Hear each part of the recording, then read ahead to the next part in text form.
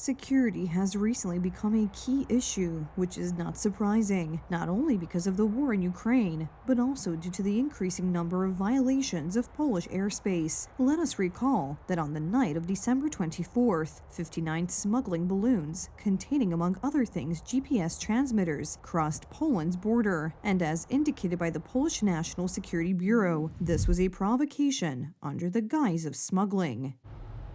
In September, Russian drones crossed Polish airspace, and in November, there was an act of sabotage on the railway. These situations require cooperation at the highest levels of government. This could be much better if Polish Prime Minister Donald Tusk did not cut off the Polish president from meetings with the services. The president is the commander-in-chief of the armed forces. He is the head of the Polish state. He must know what is going on in the services. He must have direct communication with them. However, since his inauguration on August 6, 2025, there has been no such direct communication, as exemplified by the situation in which the heads of the services, despite an invitation from the president, did not attend a meeting concerning, among other things, officer promotions. I was not informed why the heads of the services did not come. Only after some time was I informed that Prime Minister Donald Tusk had forbidden them to do so. The head of the president's office, Paweł Szefernaker, confirmed that the meeting between the president and the services will take place. The meeting will take place, and the date is currently being set. This is the result of a compromise worked out by the head of the National Security Bureau, Professor Sławomir Cęckiewicz. Zaproponowałem w rozmowie z jednym z ministrów.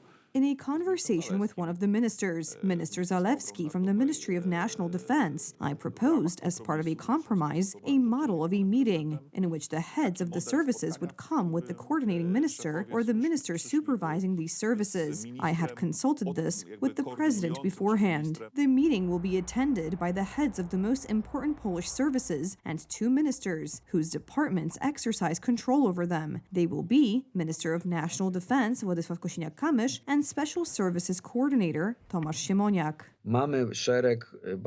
We have a number of very important issues concerning security in Poland, and the president, with a strong social and electoral mandate and constitutional prerogatives, as the commander-in-chief of the armed forces, should be involved in the process of checking and analyzing such matters. And later this week, the president is scheduled to meet with Polish Prime Minister Donald Tusk, as announced on our station by the head of the president's office, Paweł Szefernaker.